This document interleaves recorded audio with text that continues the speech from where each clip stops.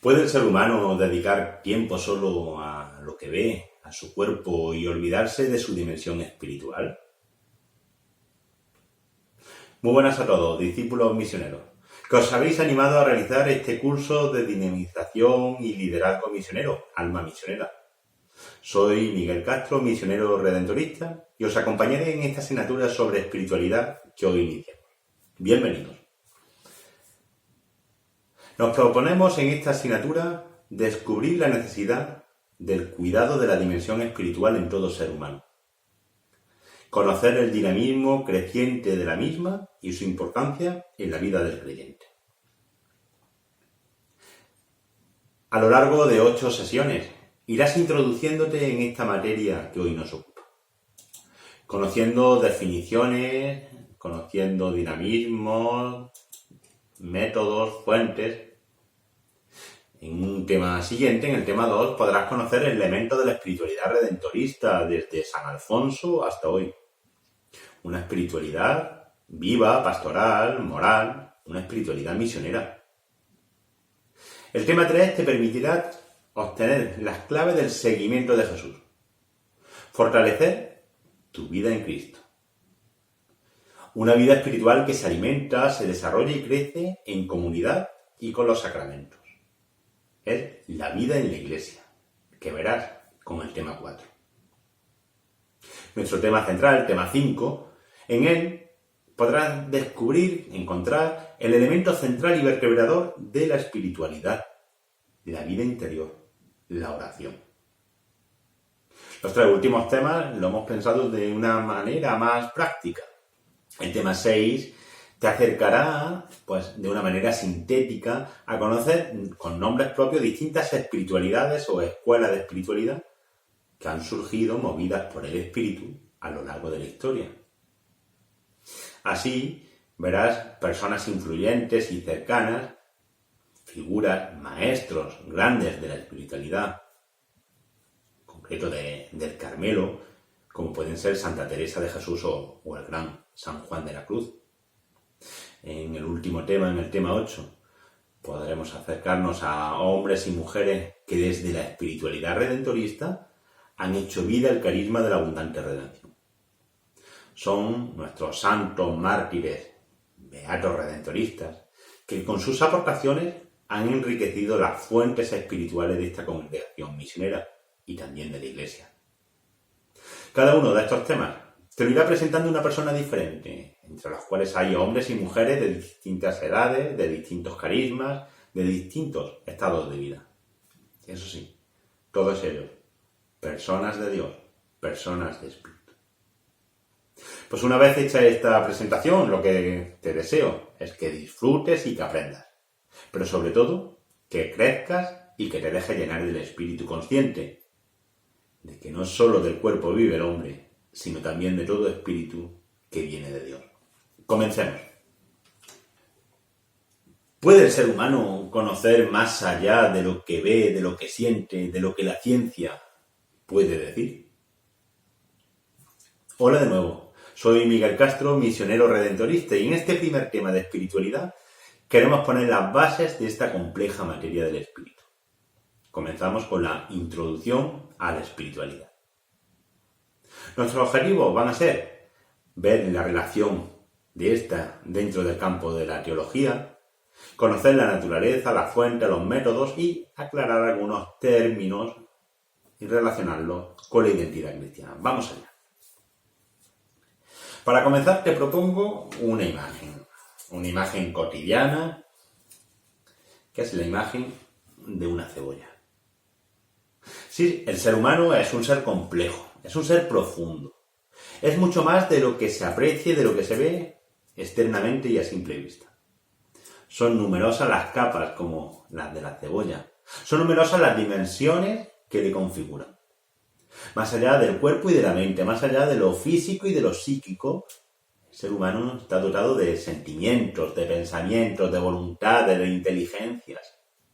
El ser humano tiene vida interior. Hay una dimensión espiritual que le permite adentrarse, conocerse, conocer incluso al autor que le creó, tan complejo pero tan rico, que le creó a su imagen y semejanza. Homo capax Dei, el hombre es capaz de Dios. Así lo formuló San Agustín y así lo ha asumido toda la tradición aristotelico-tomista. Que lo que nos dice es que el hombre, el ser humano, puede llegar a Dios, que puede conocer a Dios. Este va a ser el punto de partida de nuestro tema, de la espiritualidad. Algo que, aunque no parezca evidente, está ahí, esa capacidad. Es esa capacidad de acceder a lo profundo, a lo íntimo de uno mismo y de conocer a Dios. Lo que en palabras de San Pablo a los romanos nos dirá que es posible, porque el amor de Dios ha sido derramado en nuestros corazones con el Espíritu Santo que se nos ha dado. En Él podemos clamar, Abba, Padre. Sí, el Espíritu Santo es sin duda el gran protagonista de la espiritualidad. Pero veamos ahora qué lugar ocupa dentro de la teología. La sistematización de la espiritualidad no ha sido sencilla a lo largo de los tiempos. En un principio porque era vista como una experiencia subjetiva e individualista frente a las grandes verdades que la dogmática proclama. Por tanto, se le consideró a la espiritualidad como una ciencia especulativa. Con el tiempo se iría articulando en torno a un tratado de ascética y mística, porque se entendía la vida espiritual como dos movimientos. Un movimiento de ascesis, de esfuerzo, de virtuosismo para organizar y mortificar las actividades, aquellas que están desordenadas, y un segundo movimiento de mística, de conocimiento íntimo, secreto, experiencial de Dios, de las gracias recibidas que me elevan. Algo que lo que hacía es reducir enormemente la vida espiritual del ser humano como a dos cajones estancos. Habrá que esperar hasta el siglo pasado, hasta el siglo XX, para hablar propiamente de teología espiritual sistematizada, con un tratado más homogéneo, sin separación de la vida real en relación con los demás tratados teológicos. Por tanto, la teología espiritual se hará más bíblica, más trinitaria, más cristocéntrica, más eclesial, más ecuménica. Se hará sobre todo más vital, más conectada a la realidad existencial de los individuos y de las comunidades. Esta interdisciplinaridad, por otro lado, es la esperada. Recordamos nuestra cebolla. Dada la complejidad del ser humano, no podía ser de otra manera que todo esto tratase. En cuanto a que el ser humano vive espiritualmente, este es el objeto material de la espiritualidad. El objeto formal es, por tanto, la propia vida espiritual cristiana. Observando la experiencia vivida, el contenido propio de la misma será, por tanto, su vida de oración, las prácticas ascético-espirituales, los fenómenos, la vida mística, entre otras. Sí, en contra de lo que puedas estar pensando, esta vida espiritual no es una vida subjetiva ni individualista, sino que siendo un ejercicio dinámico se realiza en prácticas diferentes. Se apoya en estructuras concretas que insertan al creyente en el mundo, comprometiéndole con su transformación según el proyecto del reino. Por todo lo visto, por todo lo tratado hasta ahora, no podemos reducir, por tanto, la espiritualidad a una teología psicologizada, sino que ésta ha de tener siempre en cuenta la realidad concreta de la vida y de la experiencia, tanto individual como eclesialmente. También la espiritualidad guarda estrecha relación con la dimensión ético-moral del ser humano. Una vida vivida que se fundamenta y se alimenta no tanto en el cumplimiento de mandatos, sino en una vocación de seguimiento de Cristo, alentada por el Espíritu. Esta vocación espiritual no se configura solo como un proyecto de perfección o de santidad, no es un proyecto personal de interioridad, sino que ha de ponerse en práctica, ejercitándose en la misma vida vivida, en su dimensión de compromiso con la realidad del mundo. Eso sí, siempre al estilo de Jesús y guiado por su Espíritu. Pasemos ahora a conocer la naturaleza, las fuentes y los métodos que la espiritualidad emplea. Quizás hayas escuchado últimamente hablar de Reiki, de mantras, de Zen, de meditación, de New Age, del karma, de oración, de mindfulness, de pilates, de tai chi, de yoga, de zumba, de Qigong. Bueno, todas estas palabras nos hablan de que el hombre y la mujer de hoy están preocupados verdaderamente por el cuidado de su persona, tanto en lo corporal como en lo espiritual. Quizás la pandemia ha despertado el interés por el cuidado del cuerpo. Lo vimos. Las calles se llenaron de runners, se agotaron los rodillos de Amazon, se agotaron las bicicletas en las tiendas de deportes.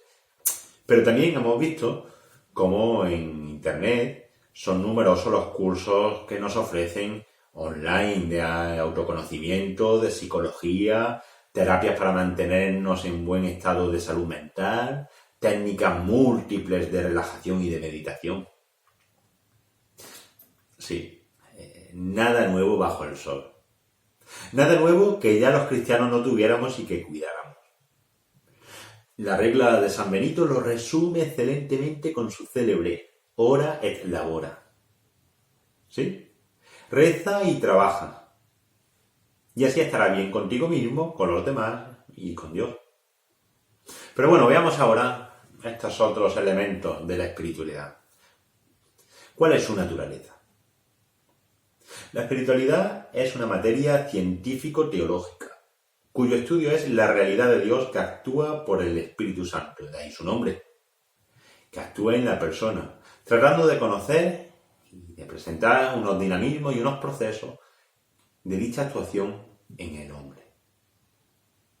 Pero, ¿a dónde podemos acudir? ¿De dónde beber? ¿Cuál es el pozo que calma la sed espiritual? Una de las primeras fuentes de la espiritualidad, la primera, es la Sagrada Escritura. Es la palabra de Dios que, como el Concilio Vaticano II nos dijo en Dei Verbum, es en sí mismo experiencia y se enriquece a su vez con la experiencia. No se trata, por tanto, del fruto de una revelación individual o particular, sino de una experiencia de muchos, individual y colectivamente, que han hecho de la revelación objeto de Dios. Por tanto, la palabra de Dios es siempre una invitación al diálogo, a un diálogo con Dios por medio del Espíritu, para configurar la vida espiritual del creyente. Esta palabra de Dios nos exige escucha, pero también nos exige respuesta. Esta palabra de Dios es el impulso para la vida espiritual y a la vez es el criterio para poder elaborar una verdadera teología espiritual. Entre las experiencias recogidas en la Sagrada Escritura son numerosas. En el Antiguo Testamento hay experiencias profundas de oración, por ejemplo en Jeremías, en Job, en Ruth, en los propios Salmos, que nos aportan contenidos y palabras que nos permiten encaminar y comprender nuestra propia experiencia a la luz de la que narran ellos. Tan bellamente esto lo encontramos en esa experiencia de amor y de encuentro con Dios, tan poética como nos narra el Cantar de los Cantares, una auténtica experiencia espiritual. Pero no nos podemos olvidar que sobre todo en el Nuevo Testamento, más en concreto en los Evangelios, donde más referencias a Jesús y a su seguimiento podemos encontrar, y que nos van a permitir articular en torno a Él toda la espiritualidad vivida. En este punto no podemos dejar pasar de largo el diálogo que Jesús tiene junto al pozo con la samaritana. El Evangelio de Juan lo narra preciosamente en el capítulo 4. El pozo de la samaritana se convierte para nosotros en otra imagen de la espiritualidad. Es ese diálogo en verdad que nos permite adentrarnos en lo más profundo de nosotros mismos, para encontrarnos con el Dios que da sentido a nuestra vida y que calma nuestra sed de Él. Estando Jesús junto al pozo, llegó una mujer de Samaria a sacar agua, y Jesús le dice: «Dame de beber». La samaritana le dice: «¿Cómo tú, siendo judío, me pides de beber a mí, que soy samaritana?». Y Jesús le responde: «Si conocieras el don de Dios, y quién es el que te pide de beber, le pedirías tú y él te daría agua viva».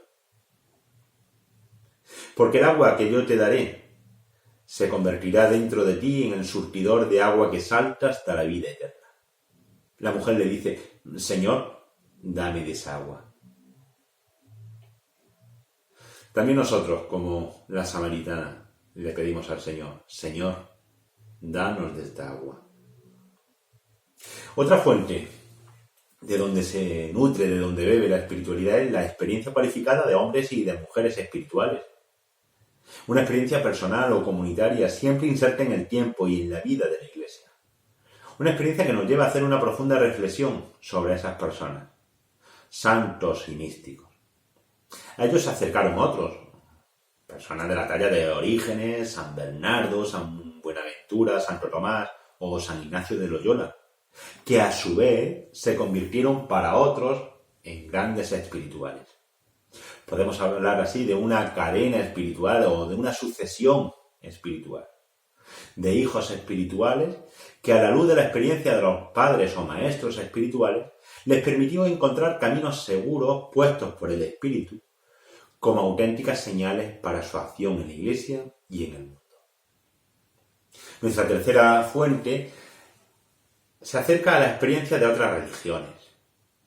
Experiencias que nos ayudan a contrastar y avanzar en la propia experiencia. Estas grandes religiones están llenas de experiencias que han tenido mucho que aportar. El Concilio Vaticano II nos lo dice en nuestra etaria, en número 2. La Iglesia Católica nada rechaza de lo que en estas otras religiones hay de verdadero y de santo.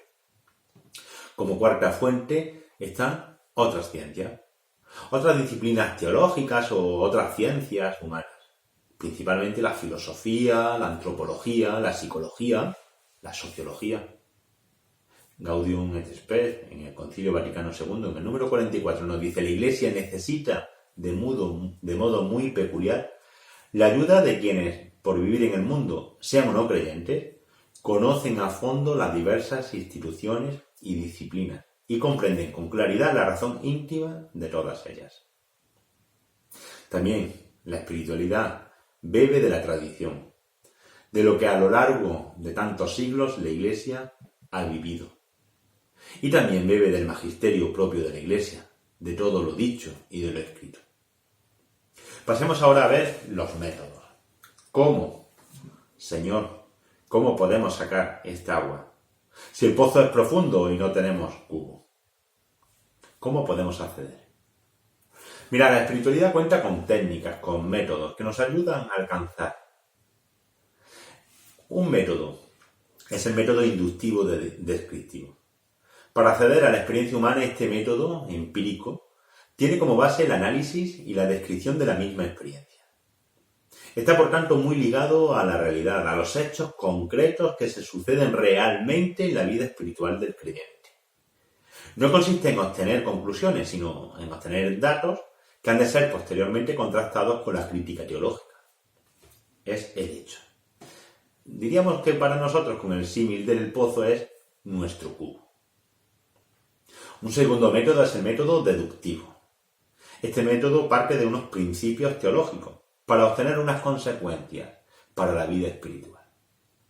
Nos aporta rigor, nos aporta seguridad sistemática, pero por otro lado puede ser demasiado especulativo o teórico. Puede alejarse de la vida real y concreta y puede caer en generalizaciones que pretendan llevarnos por un camino que no pretenda Dios que todos recorramos. En nuestro símil sería una cuerda, la misma para todos. Pero hay un tercer método, el método fenomenológico. Este método combinaría los dos anteriores. Pero necesitaría, además de nuestro cubo y nuestra cuerda, necesitaría de una polea que extendiera y que pusiera en funcionamiento todo este mecanismo para poder acceder al agua que calma. Este dinamismo espiritual se ha puesto en marcha por una experiencia, la de la sed de Dios. Por un lado, el método atiende a la vida real vivida, a la vida real del creyente, pero por otro, ha de organizar y dar sentido a la experiencia espiritual. Pasemos ahora a conocer algunos términos, algunas definiciones. como supondrás, son muchas las palabras, la terminología propia de la espiritualidad. Algunos ya han ido saliendo a lo largo de esta primera exposición, pero a otros los irás descubriendo en las sesiones siguientes. No se trata en este momento de hacer una lista de definiciones, sino sencillamente de poner sobre la mesa estos nombres, estas palabras, para que nos vayan sonando.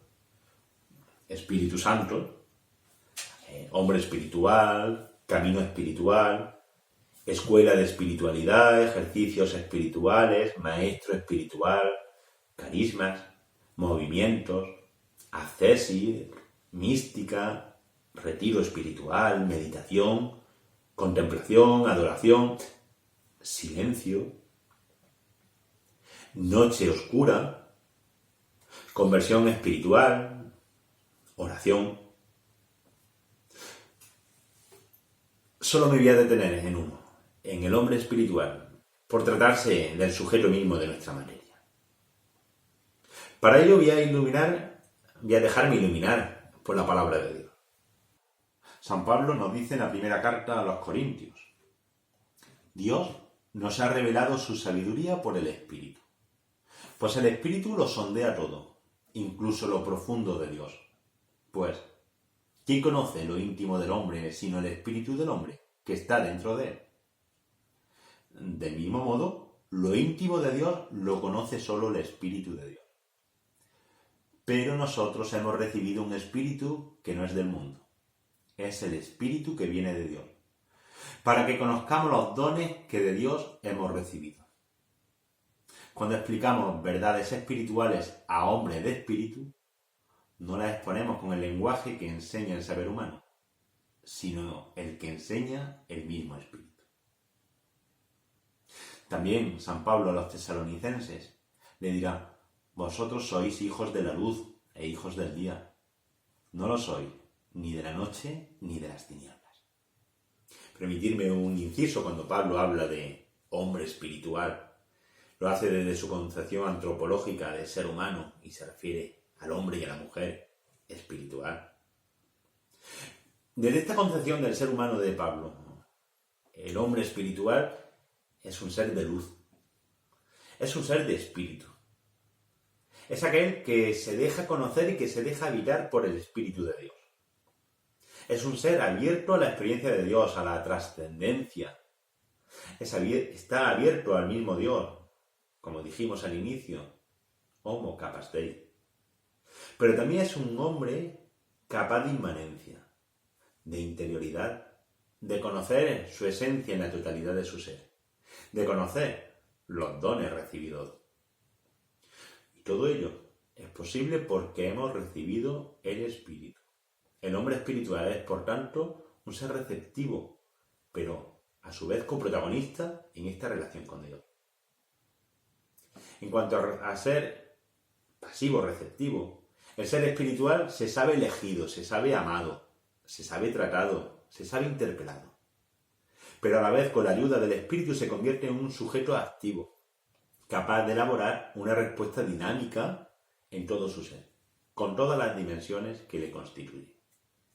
El hombre espiritual se comprende como propietario de una interioridad que le constituye más allá de lo que tiene o de lo que posee.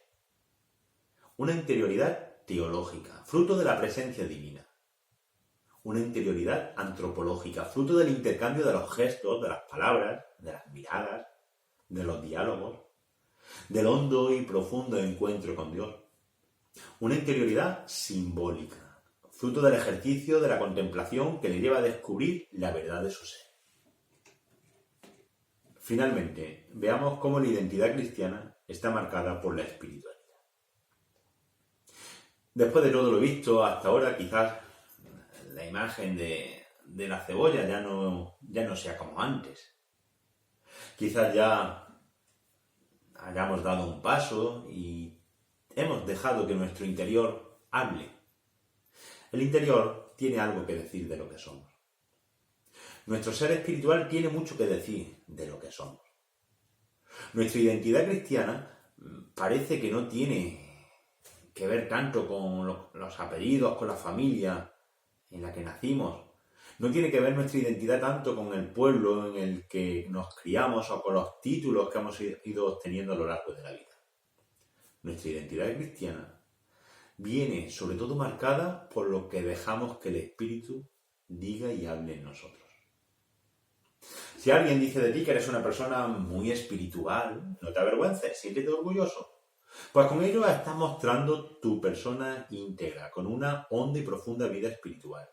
Una vida integrada con el resto de las dimensiones humanas que te configuran. Mira, el teólogo Besnard, autor del mítico libro Un tal Jesús, nos dice que la espiritualidad es, en el fondo, no es más que la estructuración de una persona adulta en la fe. Según su propia inteligencia, su vocación, sus carismas, por un lado, y según la ley universal del misterio cristiano, por otro. Tomar en serio la espiritualidad te ayudará a ser una persona adulta e integral, una persona cabal. No es un sobreañadido a lo que ya eres, pues la espiritualidad toca tus actitudes, tus comportamientos, tus relaciones humanas, toca todo tu ser. La espiritualidad cristiana te pone en relación con la persona de Cristo, te hace descubrirte hermano de Jesús, te hace descubrirte hijo de Dios. Ser hijo marca enormemente nuestra identidad. La espiritualidad marca enormemente la identidad cristiana.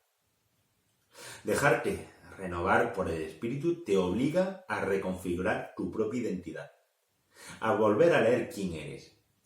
Esto es lo que le sucedió a Nicodemo. Para terminar, te propongo como trabajo personal que te acerques al pasaje del diálogo de Jesús con Nicodemo. Lo encuentras en Juan 3. Ve cómo Nicodemo se deja transformar. Cómo Nicodemo está dispuesto a nacer de nuevo. ¿Y tú? ¿Te atreves a nacer de nuevo? Me despido de ti agradeciéndote este tiempo que has dedicado para ver este vídeo. Deseo que te ayude a seguir profundizando en tu identidad cristiana, en tu espiritualidad. Gracias y hasta pronto.